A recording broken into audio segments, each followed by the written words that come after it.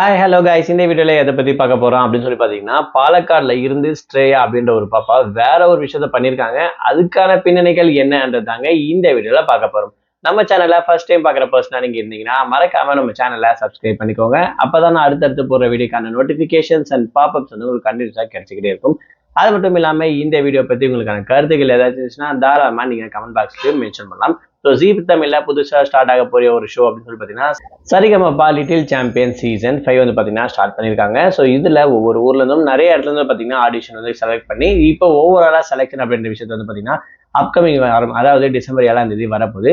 So இதுல பர்டிகுலரா ஒரு பாப்பாவோட வாய்ஸ் வந்து பாத்தீங்கன்னா ரொம்பவே சூப்பரா இருக்கு அப்படின்னு சொல்லலாம். அதாவது கேரளால பாலக்காட்டை சேர்ந்தவங்க தான் இவங்க அப்படின்னு கூட சொல்லலாம். இவங்களுடைய பேரு ஸ்ரேயா. ஸோ தேர்ட் ஸ்டாண்டர்ட் படிச்சுட்டு இருக்கான்ற விஷயத்த சொல்லியிருப்பாங்க. ஸோ இவங்களோட வாய்ஸ் வந்து பாத்தீங்கன்னா பூவே பூச்சரவான்னு சொல்லக்கூடிய இந்த ஒரு சாங் கேட்கும்போது அவ்வளோ சூப்பரா இருக்கு அப்படின்னு சொல்லலாம். அது மட்டும் இல்லாம இவங்க இந்த ரவுண்ட்ல செலக்ட் ஆயிட்டாங்க. ஸோ ஜட்ஜஸ் வந்து பாத்தீங்கன்னா பாராட்டியிருக்காங்க. ஸோ இந்த வாய்ஸ் இந்த குழந்தைகிட்ட இருந்து இப்படி ஒரு வாய்ஸை வந்து எதிர்பார்க்கவில்லை. ஸோ ரொம்பவே சூப்பரா இருக்கு அப்படின்ற விஷயத்த மென்ஷன் பண்ணியிருப்பாங்க.